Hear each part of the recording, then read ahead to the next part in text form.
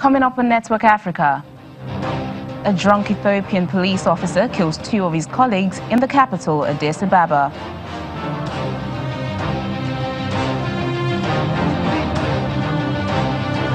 Politicians in Cameroon turn to social media as election campaigns heat up.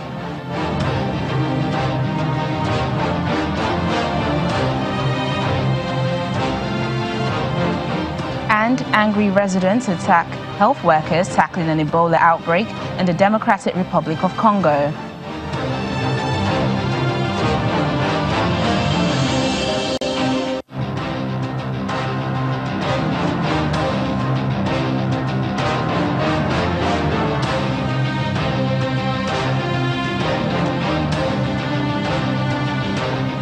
Hello and welcome to the program. I'm Teniola Shobowale. We begin in Ethiopia, where a drunk police officer shot dead 2 of his colleagues in the capital, Addis Ababa.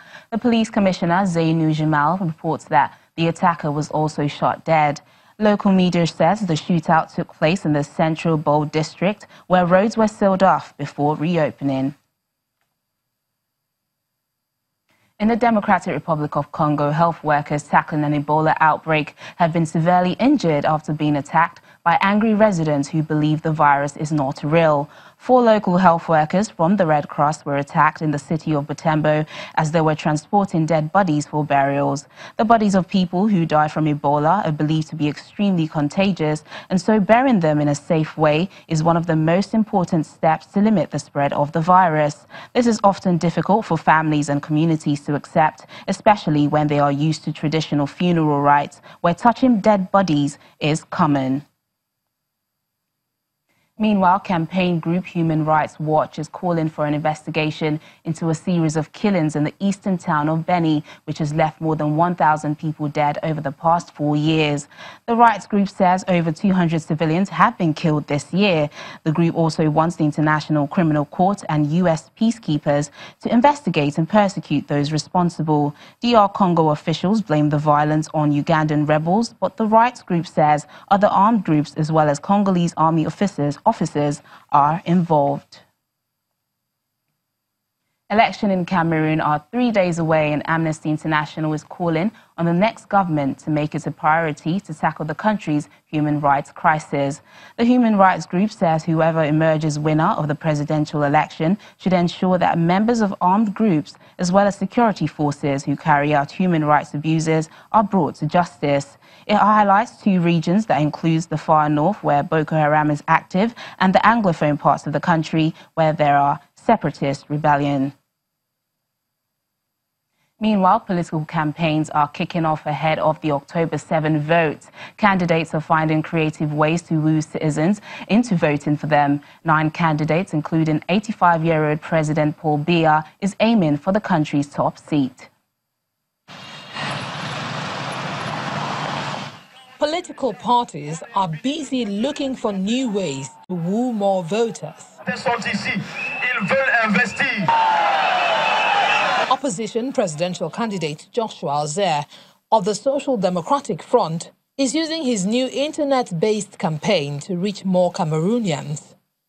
At his campaign headquarters in Cameroon's largest city, Douala, a team of volunteers worked to update his social media networks, including Facebook and Twitter. We have a poll that looks at all social media activities, and in this case, it means tracking all information and news that is released on the candidates on all social media platforms. You have a poll that looks at marketing, as well as emails that are sent to potential voters.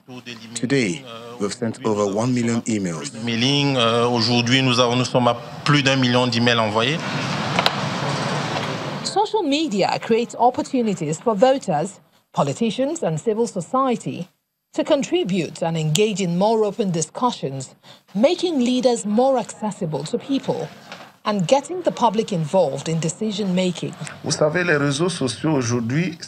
social media is the main source for news.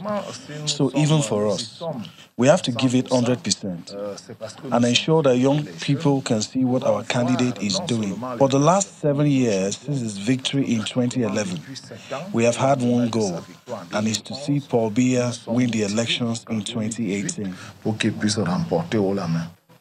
Some politicians are already engaging in online chats with supporters to answer potential voters' questions.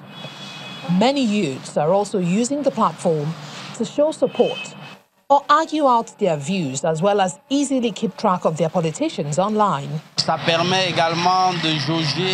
It allows us to judge on the relevance of what the different candidates are offering. It also allows the voter to have access to information, even if it's at the last minute.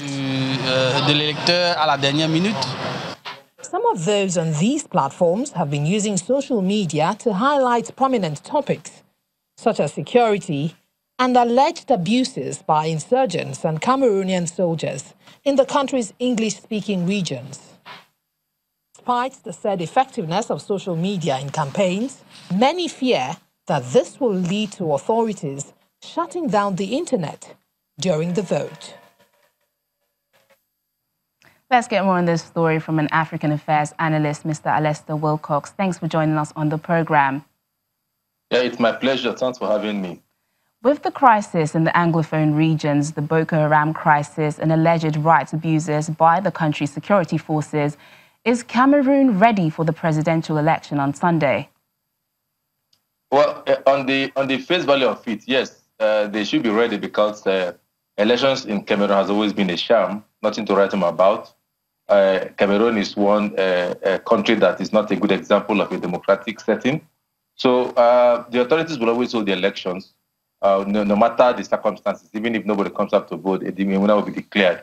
But to what extent that will deepen democracy in Cameroon and in the world over, it's left to be seen. As far as being ready, they could cool the elections. I mean, they will just, not mind what is happening within the country and hold the election. I can hear from your reporter, the campaigns are going on.